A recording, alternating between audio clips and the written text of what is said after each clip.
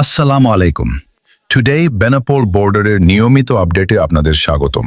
আজকের ভিডিওটা আমি করছি একটি খুব গুরুত্বপূর্ণ ভুল ধারণা নিয়ে, যেটা গতকাল আমার ফেসবুক পেজের একটি ভিডিওতে অনেক মানুষ কমেন্ট করেছেন।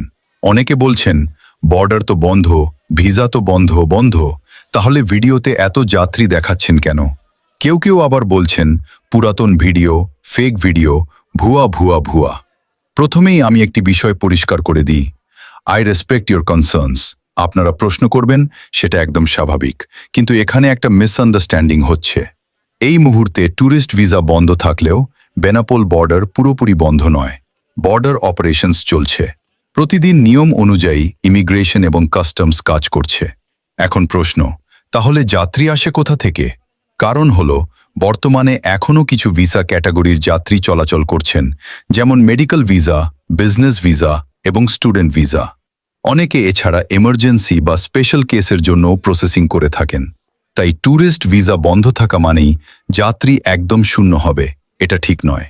আরেকটা বিষয়, অনেক সময় আপনারা ভিডিওতে যে যাত্রী দেখেন সেটা একদম একই মুহূর্তের ক্রাউড না হয়ে দিনের ভিন্ন সময়ে তোলা হতে পারে।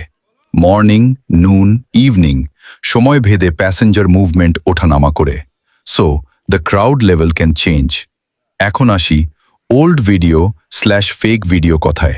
আমরা কখনোই ইচ্ছা করে মানুষকে বিভ্রান্ত করার জন্য ভুয়া বা ভুল তথ্য দিই না। আমাদের কাজ হলো ডেইলি আপডেট দেওয়া, যাতে যাত্রীরা বাস্তব পরিস্থিতি বুঝতে পারেন। তবে আমি আপনাদের ফিডব্যাক সিরিয়াসলি নিচ্ছি। From today we will try to be more clear. ভিডিওর মধ্যে শর্ট মেনশন থাকবে টুডেজ আপডেট, কারেন্ট সিচুয়েশন, এবং সম্ভব হলে সেই দিনের শর্ট রেফারেন্স শেয়ার করা হবে, যাতে কনফিউশন না থাকে। আপনারা যে কোনো প্রশ্ন কমেন্টে লিখুন অথবা মেসেজ করুন। আমরা চেষ্টা করব সব প্রশ্নের উত্তর দিতে। ভিডিওটি হেল্পফুল মনে হলে টুডে বেনাপোল বর্ডার চ্যানেলটি সাবস্ক্রাইব / ফলো করে সাথে থাকুন। Thank you. আরেকটি কথা বিশেষভাবে আপনাদের উদ্দেশ্যে বলতে চাই। বেনাপোল বর্ডার সম্পর্কিত আপনারা যদি কোনো নির্দিষ্ট বিষয় জানতে চান বা কোনো বিষয় নিয়ে ভিডিও দেখতে চান, তাহলে অবশ্যই এই ভিডিওতে কমেন্ট করে জানাবেন। ইনশাআল্লাহ আমরা চেষ্টা করব আপনাদের সেই প্রশ্ন কিংবা সেই টপিক অনুযায়ী আলাদা করে ভিডিও বানানোর। কারণ আপনারা যখন কমেন্ট করেন, তখন আমরা বুঝতে পারি আপনারা কোন বিষয়ে বেশি জানতে চান এবং কোন ধরনের আপডেট আপনাদের জন্য বেশি দরকার।